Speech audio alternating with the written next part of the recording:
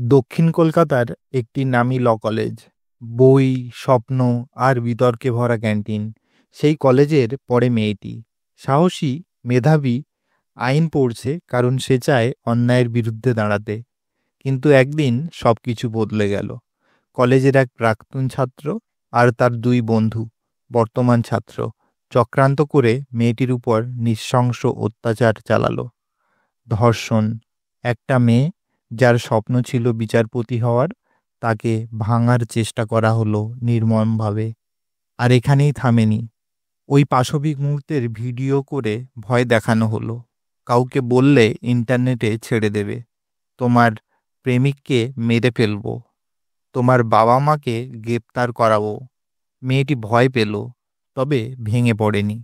সে জানতো যদি আজ চুপ থাকে তাহলে কাল আরও কোনো মহিলা এর শিকার হবে। সেই ভয়কে শক্তিতে পরিণত করল সে। চোখের জল মুছে কাঁপা হাতে সোজা চলে গেল কসবা থানায়। লিখিত অভিযোগ করল। সাহসের এক অনন্য উদাহরণ তৈরি করল। থানা, মিডিয়া, সমাজ হতবাক। এত সাহস, এত স্পষ্ট প্রতিবাদ। হ্যাঁ, মেয়েটি জানতো যারা ধর্ষণ করে তার চেয়ে বড় অপরাধী সেই যারা মুখ বন্ধ করে দেয়। মেয়েটি এখনো কাঁদে, তবে ভয়ে না। সে কাঁদে অন্যায় দেখলে, নিস্তব্ধতা দেখলে। আজ সে এক প্রতীক, ভয় না পেয়ে ন্যায় বিচারের পথে হাঁটার। যারা অন্যায় সহ্য করে তাদের ভয় পাওয়ার দিন শেষ। এবার ভয় পাবে অপরাধীরা। কারণ মেয়ে মানে শুধু শিকার নয়, সে আইনের যোদ্ধা। যদি ভয়ে চুপ থাকো, অপরাধীরা জিতবে। কিন্তু যদি প্রতিবাদ করো, সমাজ বদলাবে। একটি মেয়ে সাহস দেখিয়েছে। এবার আপনার পালা। ভয় নয়, প্রতিবাদ করো। মানুষ ধর্ষণ করে বিভিন্ন মানসিক, সামাজিক ও পারিপার্শ্বিক কারণে। কিছু মূল কারণ হলো ক্ষমতা প্রদর্শনের ইচ্ছা। অনেক সময় ধর্ষণ কেবল যৌনতার জন্য নয়, বরং ভুক্তভোগীর উপর ক্ষমতা বা নিয়ন্ত্রণ দেখানোর এক বিকৃত চেষ্টা হয়। যৌন বিকৃতি বা মানসিক সমস্যা। কিছু ব্যক্তি যৌন বিকৃতিতে ভোগে যাদের মনে বিকৃত চিন্তাভাবনা কাজ করে।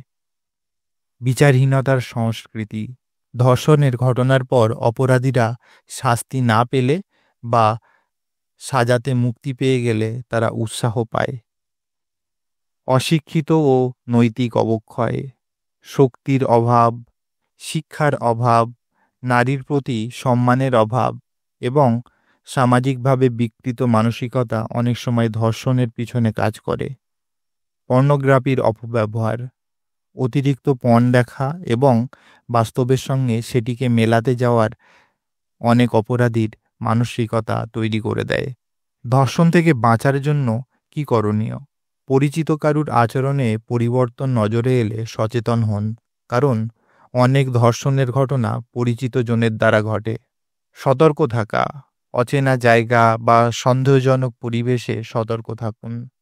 স্মার্টফোনে জরুরি নম্বরগুলো সেভ করে রাখা, যেমন 112 জাতীয় helpline, Nirbhaya helpline 1091, police 100, women helpline 181। এইসব নম্বরে যোগাযোগ করুন। নিজেকে আত্মরক্ষার প্রস্তুত করা। সেলফ ডিফেন্স শেখা, মার্শাল আর্ট, কিক বক্সিং অত্যন্ত উপকারী।